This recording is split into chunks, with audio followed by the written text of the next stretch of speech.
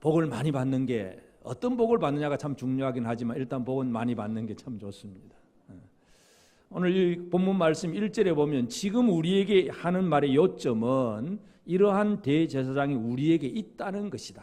그러니까 앞에 계속해서 히브리 기자가 예수를 설명하면서 진짜 중요한 점이 뭐냐? 그 예수가 우리에게 있다.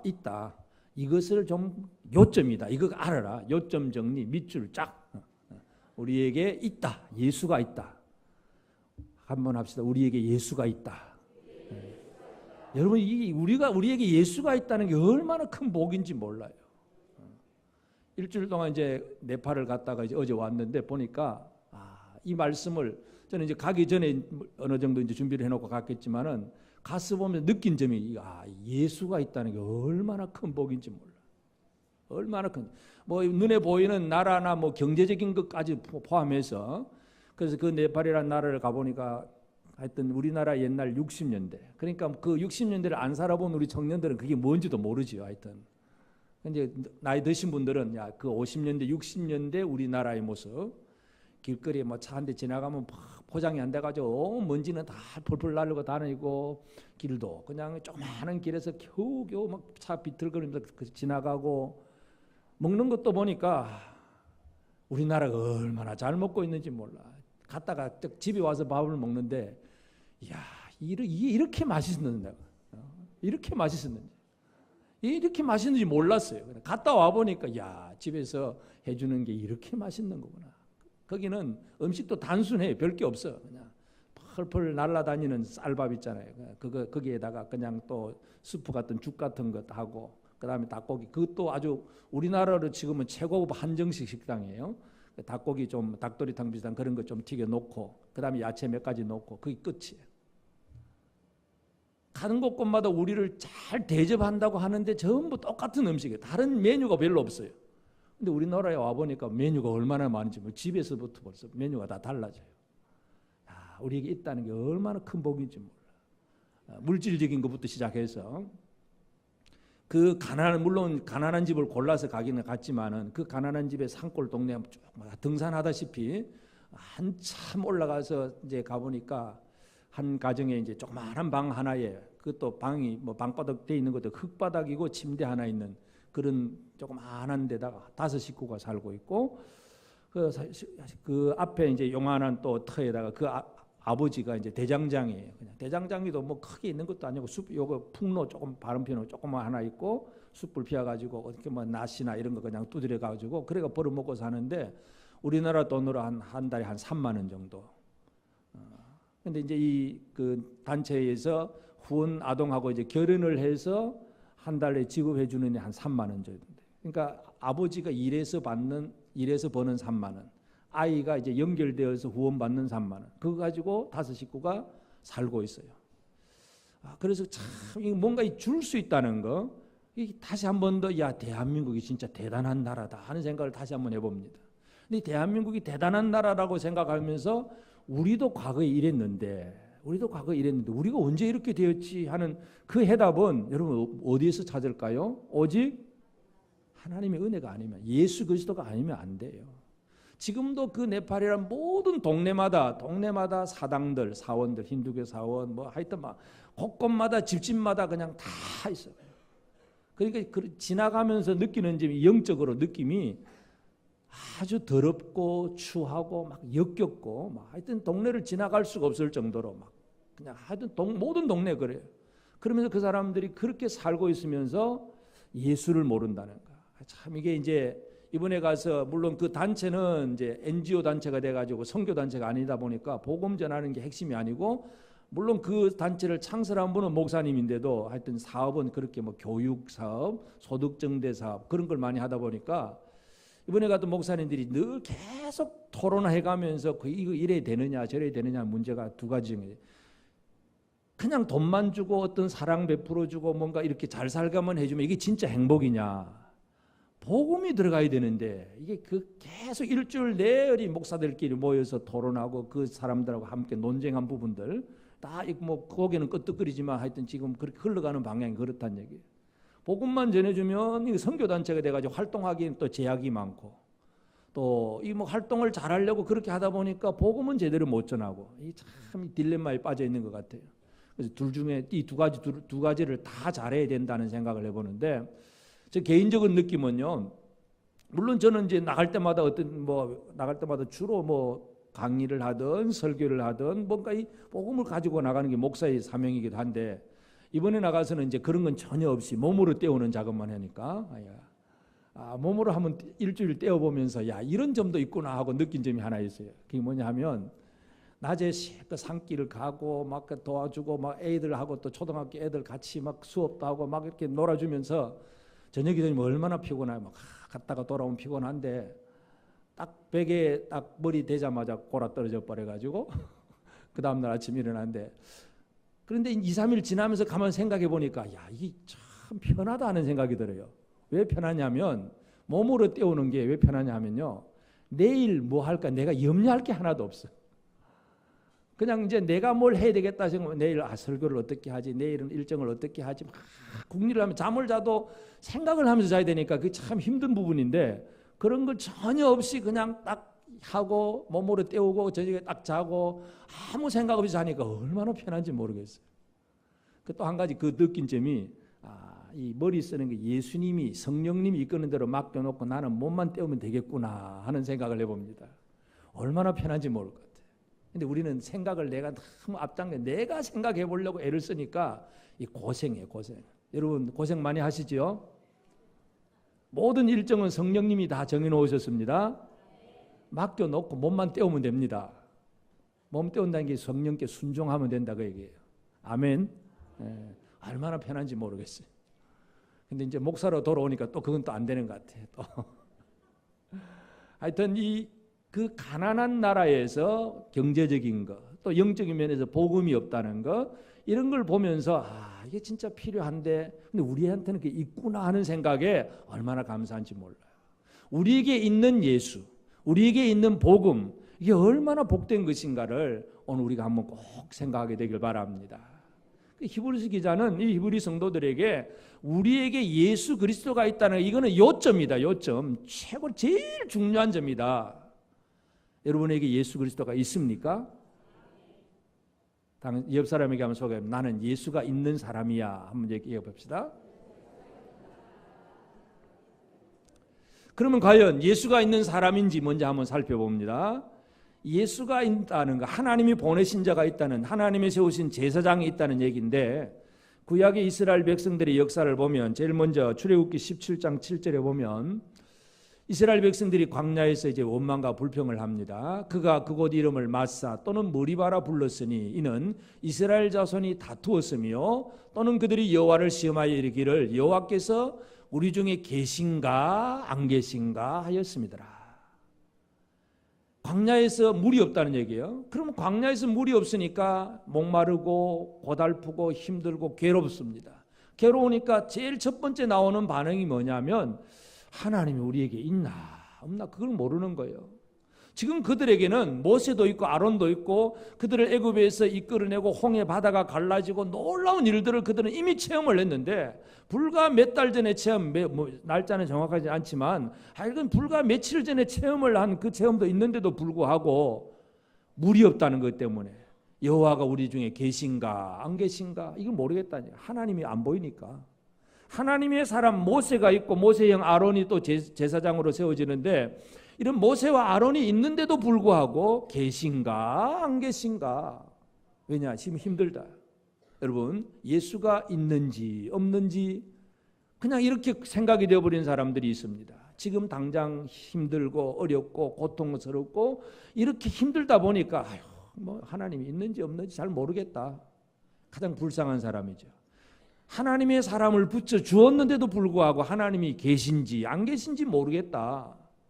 가장 믿음에서 절 떨어져 있는 사람 얘기고, 그 다음에는 제사장과 함께 있기는 해요. 함께 있기는 하지만 제사장과 함께하는 법을 모르는 것.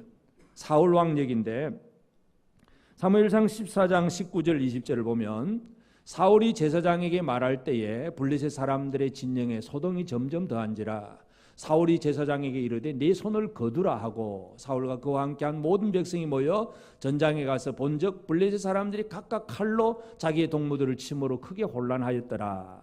이 말씀은 그 앞에 이제 배경을 얘기해야 되는데 이스라엘과 블레셋과 전쟁이 벌어졌고 블레셋 사람들은 그 당시에 무기라고는 왕이 가진 칼, 왕자 요나단이 가진 칼 두 자루밖에 없고 블레셋 군대가 엄청납니다. 그러니 백성들이 그거 쳐다보고 그냥 한 사람 한 사람씩 점점 뒤로 싹 도망가고 겨우 남아있는 한 600명 정도, 그 정도도 그냥 막 숨어있는 그런 시점에 그래도 이 제사장이 같이 있어요. 제사장이 사울왕 옆에 제사장이 있어요.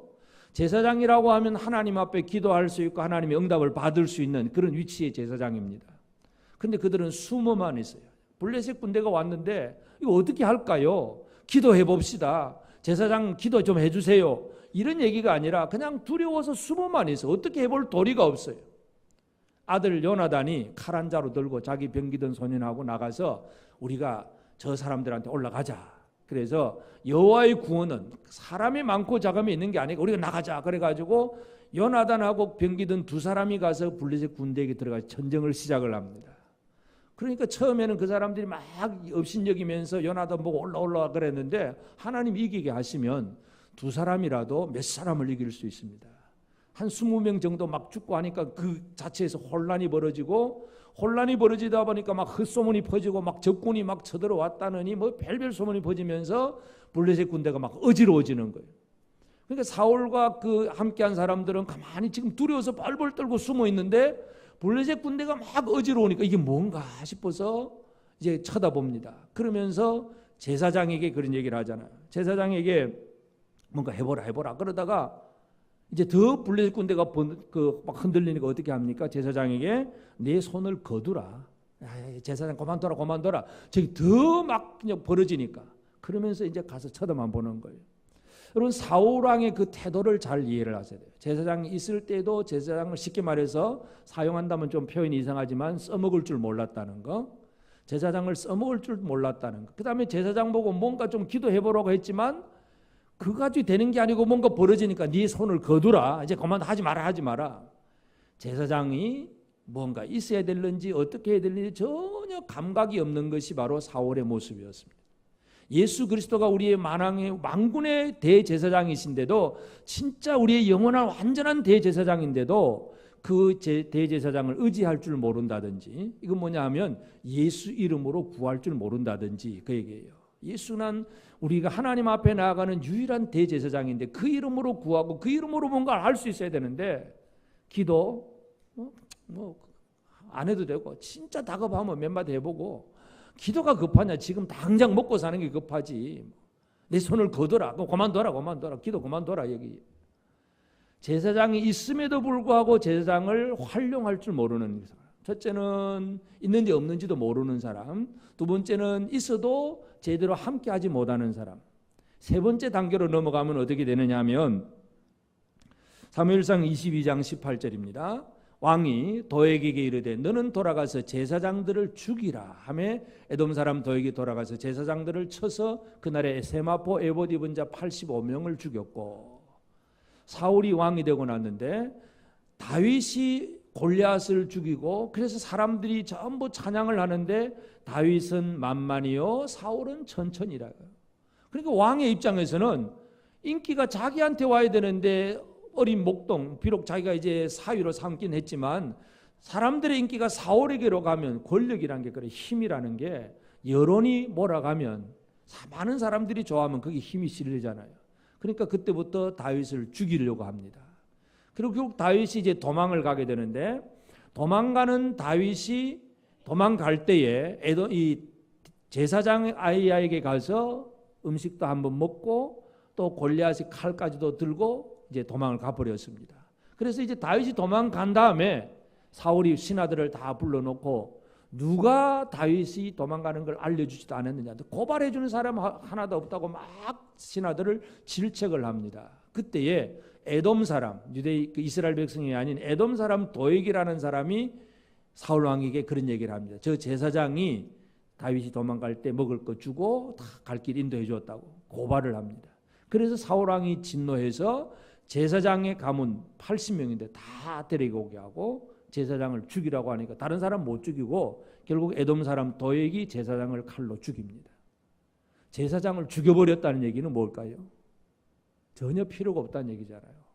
사울은 자기 권력의 유지를 위해서 자기 힘을 보존하고 자기 힘을 그저 세우기 위해서 하나님이 세워준 제사장을 완전히 없애버리는 것. 이 최고로 이제 잘못되어 가면 그렇다는 얘기죠. 처음에는 있는지 없는지도 모르는 사람, 두 번째는 잘 써먹을 줄 모르는 사람, 세 번째는 아예 없애버리는 사람. 이게 제사장이 있지만은 써먹을 줄 모르는 불신의 사람들의 유형입니다. 오늘 우리는 과연 예수가 내 안에 계신다면 나는 과연 예수가 있는지 없는지 모르는 사람이냐, 있음에도 불구하고 예수 이름도 사용할 줄도 모르는 그런 참 어리석은 사람이냐, 아니면 아예 무시해버리고 내 마음대로 사는 사람이냐, 우리가 이것을 한번 생각을 해야 합니다. 여러분, 예수가 여러분 속에 계십니까? 내게 있는 예수를 진짜 믿음으로 그 이름으로 뭔가를 잘 활용해서 뭔가 할 수 있느냐, 있다면, 예수가 있다면 그 예수로 말미암아 뭘 할 수 있느냐, 이것이 우리에게 주어진 열쇠, 문제이기도 합니다. 그래서 우리에게는 예수가, 그러면 나가 예수가 있다고 했는데 어떤 예수가 있는지 좀 구체적으로 여러분이 여러분 속에 있는 예수가 무엇인지, 어떤 예수인지 정확하게 얘기하실 수 있겠습니까? 내게 있는 게 뭐다, 이게 뭔가 정확하게 얘기할 수 있겠습니까? 이게 뭔가 정확해야 이걸 정확하게 뭔가를 얘기하고 또 뭔가 써먹을 수 있든지 나눌 수 있든지 뭔가 그렇게 할 수 있잖아요. 내게 있는 게 뭔지 모르면 뭔가 줄 것도 없고 어떻게 해야 될 줄도 모릅니다. 여러분 속에 예수가 계시다면 어떤 예수가 계시는지 옆 사람에게 한번 소개를 해봅시다. 내게 있는 예수는 이런 예수야. 한번 얘기해 봅시다. 내게 있는 예수는 이런 예수야.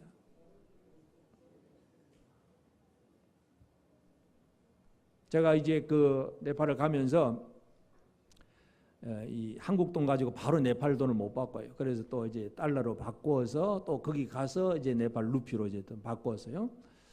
그래도 뭐 그렇게 돈을 많이 쓸 시간도 없고 뭐 제 기질상 그렇게 또 뭐 어디 가서 많이 펑펑 쓰는 것도 아니고 하다 보니까 이제 약간 이제 돈이 좀 남았어요.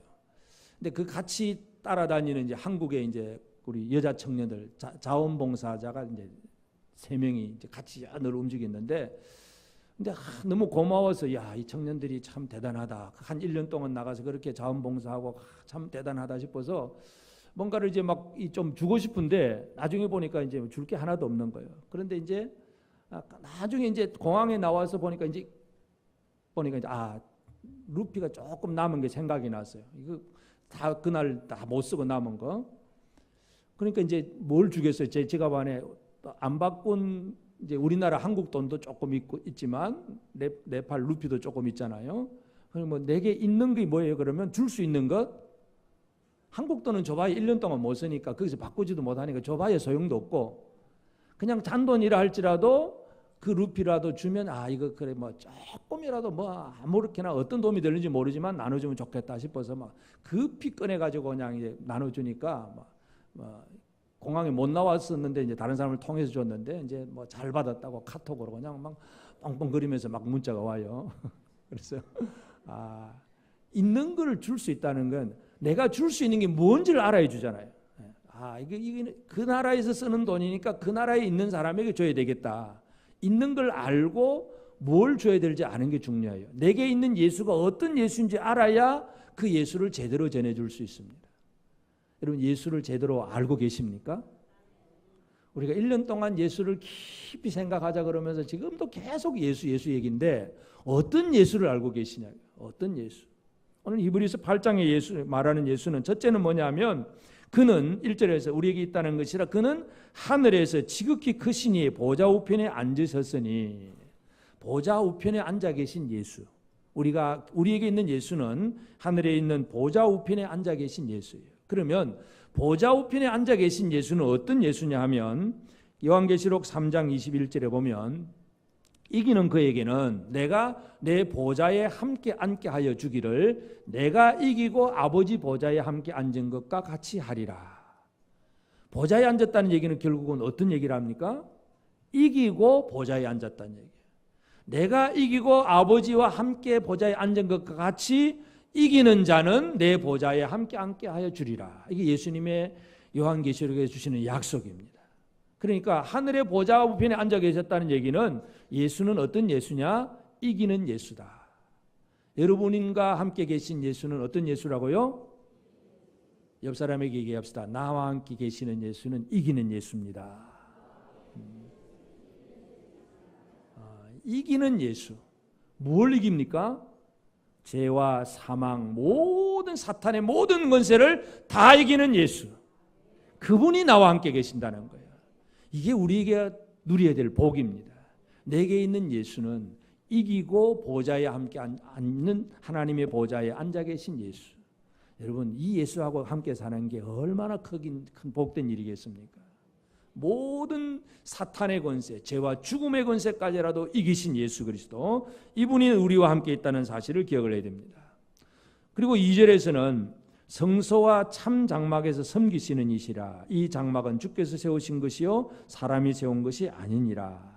참 장막에서 섬긴다. 예수는 어떤 분이냐? 참 장막에서 섬기시는 이시라. 그러면서 참 장막과 그림자 장막을 이제 그 뒤에 쭉 설명을 합니다. 모세가 성막을 만들었을 때, 그는 이제 하늘의 설계도를 보고 모형을 만들었습니다. 지성소와 성소와 뭐 이렇게 제단도 만들고 다 만들었는데, 이제 예수는 어떤 예수냐? 예수는 참 장막에서 섬긴다.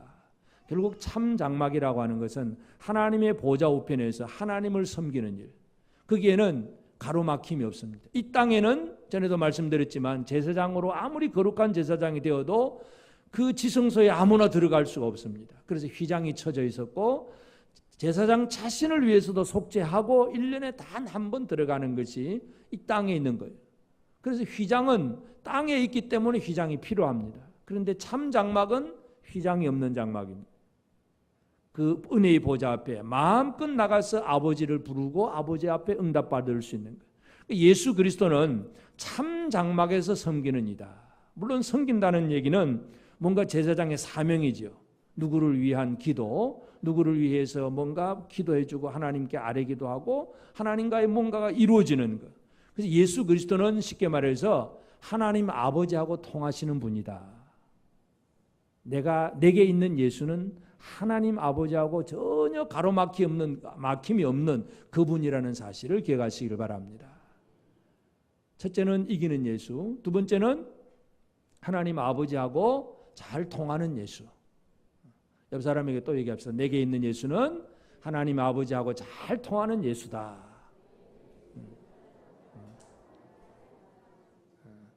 사탄에 대해서는 완벽하게 이기고 하나님 아버지하고는 너무나 잘 통하고, 이게 우리에게 있는 예수예요. 그 다음에 6절에 보면 그러나 이제 그는 더 아름다운 직분을 얻으셨으니 그는 더 좋은 약속으로 세우신 더 좋은 언약의 중보자시라. 더 좋은 언약의 중보자시다. 이렇게 소개를 합니다. 더 좋은 언약이라고 하는 거, 그러면 첫 언약도 있고 더 좋은 언약이 있어요. 첫 언약은 이스라엘 백성들을 애굽에서 이끌어내서 시내산에서 하나님께서 십계명의 말씀을 돌비에 써서 사람들에게 주었습니다. 근데 돌비에 십계명을 주잖아요. 근데 사람들은 어떻게 됩니까? 모세가 십계명 받아가지고 내려오려고 보니까 이미 산 밑에서는 뭐 하고 있어요? 금송아지 만들고 우상 숭배하고 있어요. 그 돌비 들고 내려오면 돌비에 적힌 대로 하면 어떻게 됩니까? 다 죽어야 돼요. 그래서 모세가 그 돌비를 그냥 깨뜨려 버립니다. 없는 것처럼 하려고. 그런데 또 하나님이 또 돌비 또 돌 하나 더 새로 깎아오라고 하잖아요. 그래서 또 모세가 40일 금식했다가 또 40일 80일을 금식을 하면서 돌비는 또 받아가지고 내려옵니다. 첫 번째 언약은 돌에다가 기록을 해 주었어요. 그런데 이제 더 좋은 언약은 뭐냐? 이건 예레미야 선지자를 통해 주신 말씀인데 예레미야 31장 33절에 보면 그러나 그날 후에 내가 이스라엘 집과 맺을 언약은 이러하니 곧 내가 나의 법을 그들의 속에 두며 그들의 마음에 기록하여 나는 그들의 하나님이 되고 그들은 내 백성이 될 것이라. 여호와의 말씀이니라. 예레미야 당시는 어떤 시대냐 하면 유다가 바벨론에 의해서 망하는 시대입니다. 바벨론이 유다를 침공을 하고 성전을 다 파괴해버리고, 그러니까 이 성전도 무너지고 나라도 파괴되고 백성들도 포로가 되어 다 흩어져 버리고, 이제 이스라엘, 유다라고 하는 존재가 이제 없어져 버린 그런 시대입니다. 그때에 예레미야를 통해 주신 말씀이 뭐냐 하면 더 좋은 새 언약을 주겠다고 하는데 그 말씀을 어디에 기록하느냐? 그들의 백성들의 마음에, 생각에, 마음에 기록을 한다. 그들의 속에 두며 그들의 마음에 기록하여 나는 그들의 하나님이 되고 그들은 내 백성이 될 것이다. 이게 더 좋은 언약입니다. 모세를 통해서 주었던 돌비, 그 돌비가 어디 갔는지 이제 찾을 수도 없지만 예레미야를 통해 주신 말씀은 이제는 그 돌비가 문제가 아니라 마음속에 준다. 이게 더 좋은 언약인데, 여기서 우리 예수 그리스도는 어떤 분이냐 하면 더 좋은 언약의 중보자라는 얘기예요. 더 좋은 언약의 중보자. 모세는 첫 번째 언약의 중보자로 간다면 예수 그리스도는 더 좋은 완벽한 언약의 중보자입니다. 그 더 좋은 언약은 우리의 마음에 기록된 말씀입니다. 여러분 마음속에 말씀이 기록되어 있습니까? 이 말씀이 내 안에 있어야 돼요. 말씀이 없다면, 하나님과 나와의 관계를 맺는 이 말씀이 없다면 우리는 이 언약이 없는 사람이에요. 십계명 첫 번째가 뭐예요? 나는 너희를 애굽 땅에서 인도하여 낸 여호와 하나님이라. 하나님과 백성들과의 관계를 제일 먼저 설명합니다. 나는 너희를 애굽 땅에서 인도하여 낸 너희 하나님 여호와다. 너희는 내게 구원받지 않았냐. 그러기 때문에 나 외에는 다른 신을 세우지 말아라. 섬기지 말고 우상도 섬기지 말고 아무것도 하지 말라는 얘기잖아요. 하나님은 언약을 가지고 백성들과의 관계를 말씀을 하는데 그걸 글자로 기록을 해 주셨어요. 근데 예수 그리스도는 더 좋은 언약은 우리의 마음에다 둔다. 그래서 내게 내 마음속에 언약이 있느냐 없느냐 얘기는 뭐냐면 내가 구원받은 자인가, 하나님의 은혜로 말미암아 내가 진짜 예수 믿고 구원받은 사람인가, 이 구원의 확신이 분명해야 합니다. 여러분 구원 받으셨어요? 나는 구원받은 사람이다. 확신하십니까? 저 위에서도 구원받은 사람임을 확신하십니까? 이 하나님과 나와의 관계가 분명하다는 얘기는 내 마음속에 이 언약이 있다는 얘기예요. 그런데 예수 그리스도는 그 언약의 중보자라는 얘기예요. 중보자의 역할을 어떻게 하셨냐면 예수께서 말씀이 육신이 되어 이 사람이 되어 오셨고, 그리고 오셔서 늘 하나님 말씀을 가르치셨고, 그리고 하늘로 올라가신 다음에 또 성령을 보내주셔서 성령이 그 말씀을 생각나게 하고 깨닫게 하시고 가르치시고, 이게 예수님의 중보사역입니다. 더 좋은 언약의 중보사역. 예수님 때문에 우리는 말씀을 깨달을 수가 있고 생각할 수 있고 믿을 수 있고 그 말씀에 순종할 수 있고, 그게 더 좋은 언약의 중보자라요. 그러니까 예수 그리스도는 우리가 말씀대로 살아가게 하는 진정한 힘이라는 사실을 우리가 발견할 필요가 있습니다. 예수 없으면 말씀대로 살 수도 없습니다. 예수는 어떤 분이라고? 내게 있는 예수, 첫째는 사탄에 대해서는 이기는, 하나님께 대해서는 잘 통하는 분, 내 자신은 말씀대로 살아갈 수 있도록 깨닫고 생각나게 하는 분. 내게 있는 예수가 이런 예수다. 여러분 이것을 꼭 기억하기를 바랍니다. 내게 있는 예수가 누군지를 모르면 우리는 그냥 교회는 다니는지 몰라도 제대로 신앙생활을 할 수가 없습니다. 그래서 이제 우리는 내게 있는 예수로 말미암아 결국 우리가 어떻게 살아야 되겠습니까? 이기는 예수가 나와 함께 있으니까 자동적으로 우리가 할 수 있는 일은 뭐겠어요? 사탄에 대해서 이기는 삶을 살아야 되겠죠. 사탄이 우리를 유혹하든지 아니면 우리에게 많은 어려움을 주어서 막 대적을 하고 힘들게 만들든지 어떤 문제를 가져오든지 그 사탄의 모든 공격에 대해서 철저하게 이기는 자가 되는 것이 바로 예수 그리스도와 함께 있는 사람이에요. 예수와 함께 있으면 이기는 삶을 삽니다. 그 사람에게 약속된 게 뭐예요? 이기는 자는 내가 보좌에 함께 앉아 있는 것처럼 그도 나와 함께 앉아 있을 것이다. 여러분 이 자리에 앉아 계신 모든 분들이 우리 모두가 다 이기고 예수님 보좌 옆에 우리 모두가 함께 앉기를 원합니다. 이 자리에서 한 사람도 떨어지지 말기를 바랍니다. 김 집사, 박 집사는 다 갔는데 이 집사만 떨어지면 어떻게 되겠어요? 다 이겨야 되잖아요.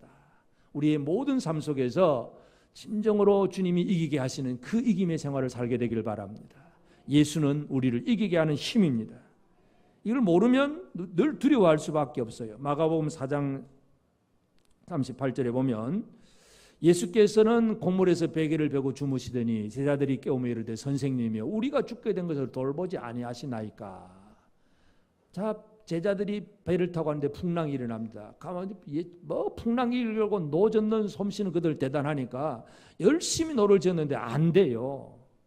근데 예수님은 옆에서 주무시고 계세요. 어떻게 합니까? 제자들이 어떻게 합니까? 그래서 예수 깨우잖아요. 우리 죽게 된 걸 왜 그냥 안 돌보, 그냥 빨리 일어나서 어디 노 젓는 것 좀 해보라는 얘기예요. 뭐예요? 예수가 있는데도 어떤 예수가 있는지 모르니까 두려움에 빠질 수밖에 없어요. 이기는 예수가 나와 함께 있다는 사실을 모르면 풍랑 가운데서 힘들어지고 두려워할 수밖에 없어요. 베드로가 나중에는 이제 이기는 예수와 함께 있는 걸 깨닫습니다. 사도행전에 가보면 베드로가 이제 감옥에 갇힙니다. 사도행전 12장에 보면 감옥에 갇혔는데 헤로당이 베드로를 잡아서 감옥에다 딱 놓고 군사 사교대로 4명씩 사교대로 24시간 막 철저하게 지킵니다. 한 명씩 이쪽 고랑에 쇠사슬 저쪽 고랑에 군사들하고 같이 그냥 그 감옥에 꼼짝도 못해요. 밖에 철문도 있고. 그런데 처음 예수가 있는지 없는지 모르는 그 시점이었다면 베드로는 어떻게 하겠어요? 그날 밤에 어떻게 하겠습니까? 할 수 있는 게 뭐겠어요? 주여 주시옵소서 도와주시옵소서. 얼마나 철학이 됐는지 모르겠어요. 근데 그날 밤에 사도행전 12장에 베드로는 어떻게 할까요? 잠자버립니다. 묶였든지 풀렸든지 예수님 나와 함께 하시니까 살아도 아멘 죽어도 아멘. 아무 문제 염려와 걱정이 없어요. 하나님이 천사를 보내서 쇠고랑을 다 풀고 철문을 다 열어주십니다. 예수가 계시면요 평안한 자에게 잠을 주시는도다 하는 걸 제대로 느낄 수가 있습니다. 설교 시간에 졸리는 거 말고 두려움 속에서도 평안하게 스트레스 안 받고 밤에 잘 잘 수가 있습니다. 아까 말씀드렸듯이 그 모든 일정이라든지 그 모든 준비는 그 스태프들이 다 알아서 하니까 우리는 그냥 몸만 떼우면 되니까 눈 뜨고 일어나면 또 아침 먹을 시간 되고 하니까 걱정할 일이 하나도 없잖아요. 그냥 뭔가 함께 있다는 걸 안다면 그렇게 평안할 수가 없어요. 예수와 함께 하심을 꼭 믿으시길 바랍니다. 이걸 이겨야 되는데 이걸 못 이기니까 늘 염려하고 근심하고 두려워할 수밖에 없다는 겁니다. 예수를 아는 사람은 사탄에 대해서 이기는 생활이고 그리고 예수와 함께 우리는 하나님을 섬기는 생활을 제대로 해나갈 수 있어야 됩니다. 하나님을 제대로 섬기는 생활. 하나님께서 우리에게 주신 말씀, 예수님이 서머나교에게 주신 말씀은 요한계시록 2장 10절에 보면 너는 장차 받을 고난을 두려워하지 말라. 볼지어다 마귀가 장차 너희 가운데서 몇 사람을 오게 던져 시험을 받게 하리니 너희가 10일 동안 환난을 받으리라. 네가 죽도록 충성하라. 그리하면 내가 생명의 관을 내게 주리라. 예수께서 교회에 말씀하신 것이 뭐냐? 죽도록이라고 하는 것은 목숨 바쳐서 충성하라는 얘기예요. 진짜 하나님을 섬긴다는 것은 목숨 바쳐서 하는 일입니다. 다음 주에 우리 장로님을 선출하는 투표를 하는데 진짜 목숨 바쳐서 주를 위해서 교회를 위해서 참 성도들을 위해서 헌신하는 그런 일꾼들이 세워지도록 우리가 좀 기도 좀 해야 되겠습니다. 추석 명절 그냥 푹 쉬지 말고 늘 기도하시기 바랍니다. 이번 한 주간 특별히 좀 기도하시고 진짜 우리 교회를 위해서 목숨 바쳐서 충성할 수 있는 귀한 일꾼이 세워지게 하옵소서. 또 그렇게 세움 받는 사람은 진짜 목숨 바쳐서 충성하는 삶을 살아야 돼요. 그렇다고 장로만 충성하라는 건 물론 아니죠. 우리 모든 성도들이 하나님이 우리에게 원하신 예수께서 그 환난 받는 서머나교회 원하는 것은 충성이라고 하는 단어예요. 충성해라. 예수님의 충성이 뭐예요? 하늘 보자 영광을 바라고 이 땅에 내려오셨고 모든 고난을 받으시고 십자가에 죽기까지 이게 예수님이 죽도록 충성하신 겁니다. 오늘 우리의 삶이 내게 예수가 있다면 나도 예수와 함께 하나님 아버지의 뜻을 이루는 일에 충성하는 삶을 살아야 합니다. 그리고 우리는 더 좋은 언약을 가졌다.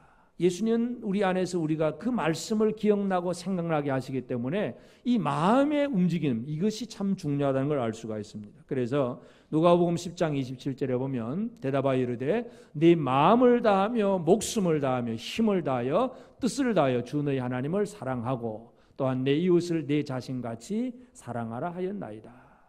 마음을 다하고 목숨을 다한 이 마음이 움직이는 사랑 이것이 중요합니다. 옆 사람을 한번 쳐다봅시다. 마음을 다하여서 사랑하십니까? 마음을 다하여 사랑하십니까? 내 몸처럼 사랑하십니까? 이 아멘이 힘이에요. 마음을 다한다. 하나님의 말씀은 우리 속에 마음에 담겨 있고 예수 그리스도는 우리가 마음을 다해서 첫째는 하나님 사랑, 둘째는 이웃 사랑. 이것을 좀 잘 하라는 것이 예수님의 분부이기도 하고 하나님 아버지 원하시는 뜻이기도 합니다. 우리에게 있는 예수가 우리를 하여금 그렇게 살도록 만들어 주십니다. 여러분, 예수를 믿는다는 게 다른 게 아니라 내 안에 예수가 계신다는 걸 믿는 건데, 내 안에 어떤 예수가 계시느냐? 첫째는 이기는 예수, 둘째는 하나님 아버지하고 잘 통하는 예수, 셋째는 말씀을 듣고 그 말씀에 순종하게 하는 예수. 그 예수님이 내 안에 살아계신다는 사실을 기억하시길 바랍니다.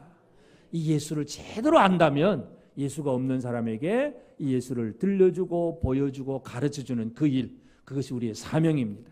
우리 모두가 이 사명을 잘 감당하시고, 특별히 또 이번 추석 명절 기간, 물론 믿는 성도들, 믿는 식구들끼리 모이면 그런 일은 그렇게 많지 않겠지만, 특별히 불신의 식구들, 친척들이 모이게 될 때에 그들에게 이 내가 가진 예수를 제대로 잘 전해주어서 진짜 좋은 선물을 잘 나눠주는 우리 모든 성도들의 삶이 다 되어지기를 바랍니다. 아멘.